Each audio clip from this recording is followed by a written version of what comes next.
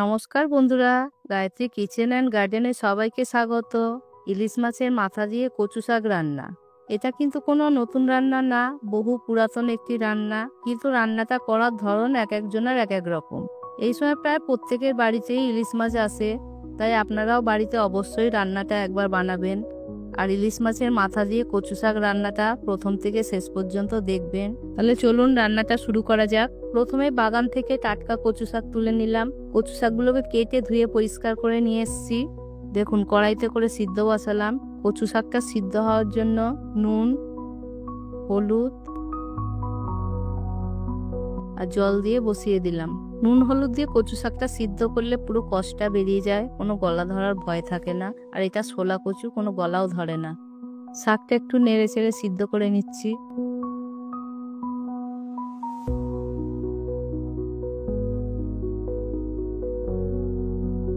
শাকটা সিদ্ধ হয়ে গেছে, আমি জল থেকে ছেঁকে তুলে নেব।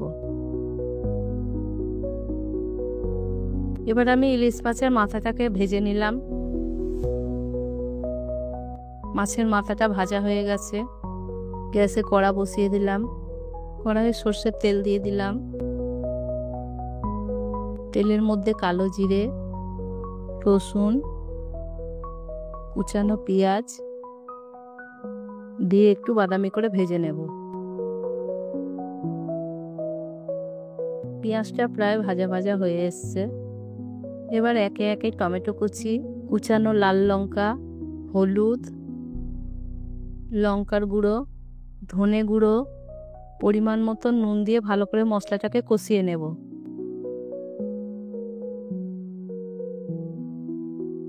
মশলাটা প্রায় কষানো হয়ে গেছে, টমেটোগুলো পুরো নরম হয়ে গেছে। খুন্তি দিয়ে টমেটোগুলোকে ঘেঁটে দেব। এখনকার টমেটোতে একটু শক্ত শক্ত ভাব হয়, তাই জন্য খুন্তি দিয়ে ঘেঁটে দিচ্ছি। এবার মশলার মধ্যে কচু শাকগুলো দিয়ে দেব।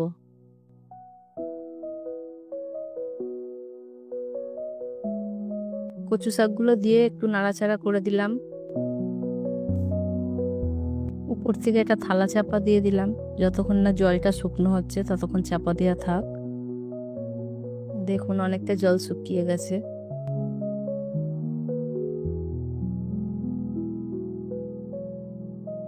থালাটা চাপা দিয়ে আরো কিছুক্ষণ হতে দেব, এখনো জল জল ভাব রয়েছে। দেখুন প্রায় রসটা শুকিয়ে গেছে কচু শাকের। এবার ইলিশ মাছের মাথাটা আমি দিয়ে দিলাম। খুন্তি দিয়ে ভালো করে মাথাটাকে ভেঙে কচু শাকের সঙ্গে মিশিয়ে নেব।